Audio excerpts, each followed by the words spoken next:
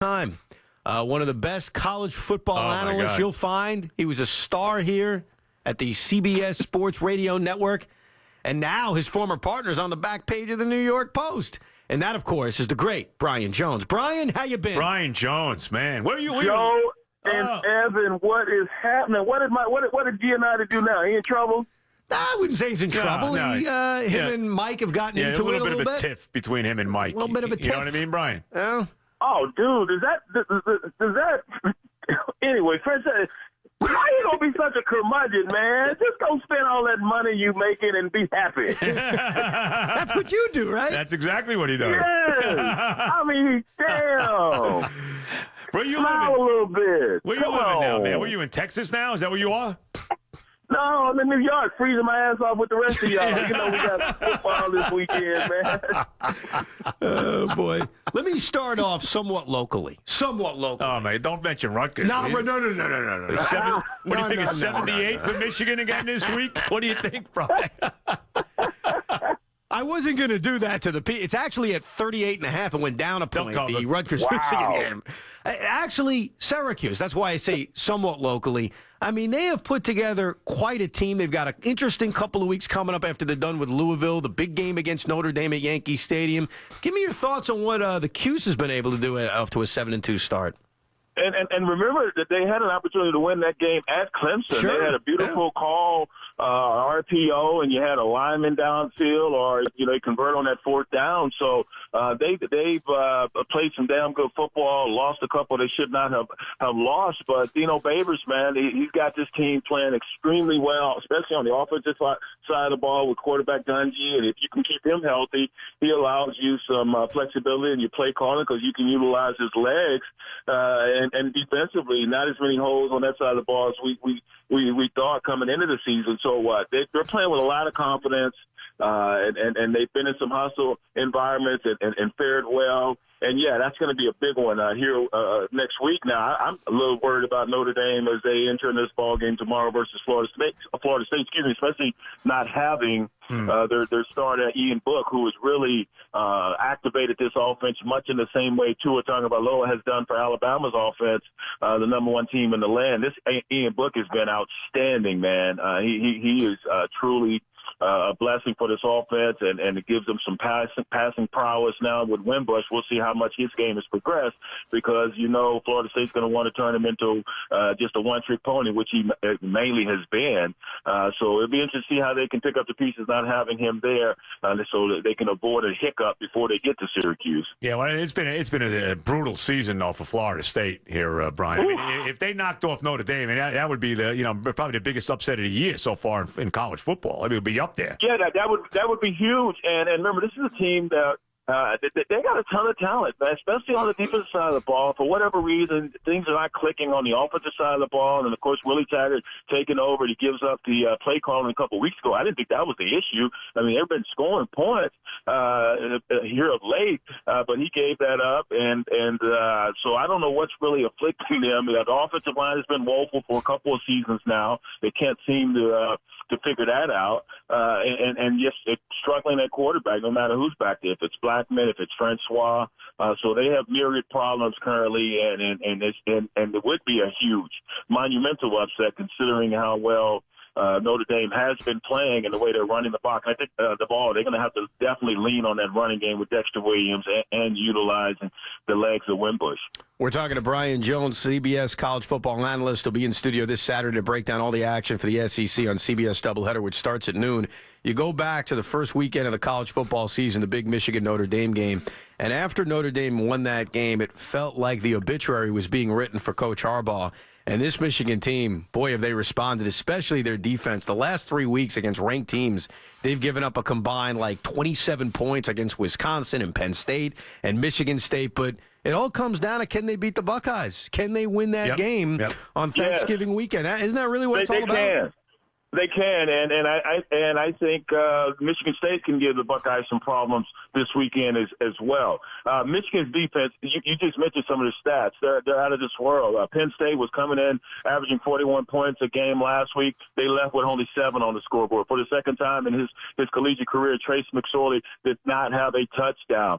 The last 3 versus ranked conference foes, Michigan has held them on average to 126 yards and 9 points only. Don Brown is getting down with this defense, man, and he's always coached a good defense, whether it was his tenure here at Michigan or at Boston College. And so, yeah, they're playing some great football on that side of the ball. But offensively, Shea Patterson, he's helped Jim Harbaugh expand the play calling. They're not just your traditional 3 yards in a cloud of dust.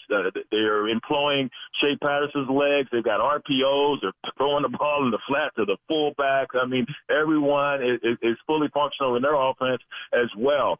So it looks very good for Michigan right now. I think they can finally beat Ohio State while Jim Harbaugh is on head sideline, something he's yet to do, of course. So I like this Michigan football team, but they're still, like everyone else, playing second fiddle to Alabama. You know what you talk about Ohio State, and I watched a lot of them this year, and I watched them when they got annihilated by Purdue. And the one thing that for years with Ohio State, they could always run the football. All right, and this team really can't run the football that well, and they got a quarterback as good as he may be, Haskins throwing it. He's totally a one-dimensional quarterback, which is something that we've really never seen at Ohio State. Their quarterbacks could always run. Well, he can't run. Yeah, well, this guy's a pure passer, and he wants to stay in that pocket. That doesn't say he's not athletic. But he's having a hell of a year, and that's one thing they wanted to get back to, Joe, was running the ball after that loss at Purdue, and they did that last week. Dobbins he went off, but the problem for Ohio State has been their defense. Since they lost Bosa, they have been on average allowing almost 30 points a game. Well, they had a tough game with Nebraska. Nebraska gave them a hell of a game at the Horseshoe. Yeah. That's my point. Yeah, they're hemorrhaging on the D, giving up 29.2 points a game on average since they lost Bosa. So teams, and when they lost to Purdue, that didn't happen in a vacuum because they've given up chunks of rushing yards to the previous 3 opponents prior to losing to Purdue. So we saw this coming, and it finally caught up with them. You could say that about other teams like West Virginia. Before they lost to Ames, they had not been playing well. They've been turning over the rock quite a bit, and that finally caught up with them in that loss there at Iowa State. So the same thing with Ohio State. You're able to gain yards on them. Now, can your defense stop it? Michigan State's defense is getting healthier. They've been pretty much solid all season long. They now get a big piece back when he returned last week, Josiah Scott at the cornerback position. They're going to need him going up against Paris Campbell and others that Ohio State likes to employ. But this will be a tough ball game. We're talking to Brian Jones. Besides an NFL team, leave them out. Can anybody touch Alabama? Oh, my God. I mean, that performance a few weeks ago against LSU was ridiculous. Yeah. Listen, man, watching Alabama is like when Jordan was in the NBA. You had some Hall of Famers, Patrick Ewing. You had Charles Barkley. You had many, many others that couldn't sniff a championship because of Michael Jordan. Now, Houston, of course, won 2, and the only reason they won that is because Jordan decided to retire for a little bit, and they still owe him 2 rings for making that decision. So it's Alabama, then there's everyone else. Clemson can hang with their defensive line. They got 4 bad boys up front. But other than that, I don't think they have anything that can touch this Alabama team. And just in case you had forgotten, that defense served notice last weekend there at Death Valley that just like our predecessors, we're devoted to destruction. I mean, you talking about just annihilating any and everything that LSU wanted to do. This Bama team is cooking with gas, and Tua has just brought another dimension. It used to be if we can go in and stop that battering ram of a running game that Alabama has, we got a shot. Now, you can't say that because they can hurt you running the ball, they can hurt you passing the ball, and it's not just 1 or 2 guys, it's 3, 4, and 5 different guys, and one of them gets hurt, they can plug in another one. I've not seen anything like this, and there may be a couple NFL teams that Alabama could play with. Yeah. Well, on a NFL level, and obviously it won't happen at the end of this year, it'll happen probably at the end of next year, how good can this Tua be? I mean, right now it looks like a lock to win the Heisman, but on the next level, how do you view a guy like that? This guy has everything you want. He has the touch. He can throw the deep ball. He can get out of harm's way. Hell, he's got a brace on his leg, and he outruns the entire LSU defense for a touchdown the other night. He's making passes that you may see from time to time at the collegiate level, but you see all the time at the NFL level. He's making those passes. I mean, some of these balls are just unbelievable. He's hitting guys in stride. He's throwing guys open. He's immediately relegating a would-be defender to chase mode. I mean, it's just amazing to watch him work. He's fitting balls into tight windows. The timing's there. Everything you want at the next level, he does it. Does he have your idea height? No, but who gives a damn? Is he producing? Yes. He's got this sixth sense about him, and it's just phenomenal to watch him do work. We sit there on Saturday and just, wow, how did he get that? How did he make that throw? I mean, it's just beautiful passes. Even after throwing the interception his first of the season last week, comes back and hits Irv Smith Jr. in the corner of the end zone. Just a beautifully thrown ball. He made one against Tennessee, man. I mean, it was like Dan Marino, Joe Montana-esque. I mean, just whizzing it by the defender's ear, and then, of course, his receiver comes up with it for the 6 points. So he's got everything you want. He's seeing things so clearly, and for a young player to have that type of wit and that type of vision and game, it's just you don't see that all the time. You hardly ever see it. You know, there's some fifth-year seniors who are playing that can't do what this kid is doing. You know, if you're going to beat Alabama, and LSU hasn't had a quarterback, let's be honest. LSU, Brian, has not had a quarterback, I think, since Burt Jones was there 40 years ago. 45 years ago. They never have a quarterback. You want to give me Jamarcus Russell, whatever. They never really have a quarterback. And if you're going to beat Alabama, now seriously, all right, and I think you would agree, you got to have, tell me the quarterback in college football, because you got to have a big-time quarterback if you're going to beat Alabama. Right. Listen, you got to have a big-time quarterback. Who is that? Is Ian Book? How about Ian Book? Is he good enough to at least give Alabama a game? Yeah, he's good enough because he can be an accurate passer and he's athletic enough to get out of harm's way. And the quarterbacks that have given Alabama fit are guys like a Deshaun Watson that can extend plays. Those are the types. But here's the deal. I don't give a damn how athletic you are back there. Joe Burrow, while he's only a 50% passer, he takes care of the rock. He can be accurate if you give him time, but that's the issue. You don't have time. Alabama last week, 4-man rush. They didn't have to use a blitz. 4 bad boys up front were able to get to Joe Burrow, hurry him up. And LSU, they employed a max protection. So you got all your offensive linemen, then you have to keep a back or a tight end in the chip, and that limits what you can do in the passing game. So now as a defense, I only have to use 4 guys to rush. I can drop 7 to cover what? 4 receivers?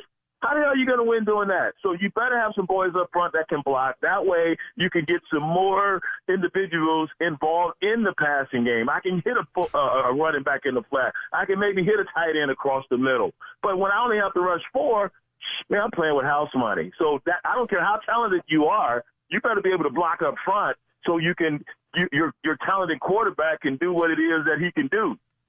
If they lost an SEC championship game, they'd still make the college football playoff, right? Yeah. Like, you'd still put them in. Yeah. So that would hose. They're blown out. So, unless they're just Georgia's not blowing them out. No, I don't think anybody's blowing them out. They're probably not even beating them. But if they, so who do you think out of that, assuming things went, stayed the way they are, Notre Dame took care of business, let's say Michigan took care of business. Does Clemson takes care of business. Would Michigan be the odd man out? Would Notre Dame be the odd man out? Who would get hosed if Alabama actually lost? That is a great question, and we would have a big-time mess. Michigan is one of those blue bloods. Of course, Alabama is a blue blood. Notre Dame, definitely, one of those big box brands. So, which one would be left out? I think the committee would have just a terrible time trying to sift through all of those metrics to figure out who you're leaving out. Now, the Big 12 could possibly be left out. Now, if it's Oklahoma, there's another team with cachet. Of course, you look at that stellar game they had with Georgia a year ago, and Georgia had a much better defense, and they couldn't stop that Oklahoma offense. And now Oklahoma has a better offense, I think, than they had last year with a Heisman Trophy winner winner in Baker Mayfield. So it would be a huge conundrum for this committee if everybody continues to win out, and you got if Alabama was to slip up and fall, because there's no way you leave them out of this. But I think you would probably have to, because if you had a Michigan with one loss and they win their conference, Bama didn't win the conference. They ended up losing in the conference. They didn't win it last year. They didn't win it last year, and they got into it. I know. They didn't win it last year. They didn't even win their division, and now we've seen that twice, and yet they go on to win the national title. But I think if you've got big boys like a one-loss Big Ten champion, remember last year, Ohio State had 2 losses. So that's when they still almost got in. Yeah, but if Michigan would be out, because if Notre Dame goes undefeated and Clemson's undefeated, they're going to be in. Michigan with the one loss would be out. Right. That's the team. Yeah, but here's the deal. Michigan now has that conference championship game, and they have a chance to make a last impression. But they could have that loss to Notre Dame at the beginning of the season held against them. You are correct. Yeah. And they should. If you lose to Notre Dame goes undefeated and Clemson goes undefeated, they got to be in. Yeah. Oh, yeah, they're in. The head-to-head should be the tiebreaker. Yeah, I agree with you. I completely agree with you. Agree. Okay. No, you win, damn it! No, I don't want to win. I got to bring this up because I think about you, and I think of when I see the Horns play, I think about you. So, oh my goodness! So they get the big win over Oklahoma, and it looks like, my God, Texas they're in the mix now. Here they come. And then they lose 2 in a row. They lost that. I give West Virginia credit for going for the 2-point conversion at the end of the game to win. And they lose to Oklahoma State as well. And so, what happened? Listen, man. I got to bring it up because I love you. Well, thank you. I'm not going to shy away from it because I announced that they were back. And all I know since the bye week, the defense hasn't done a damn thing.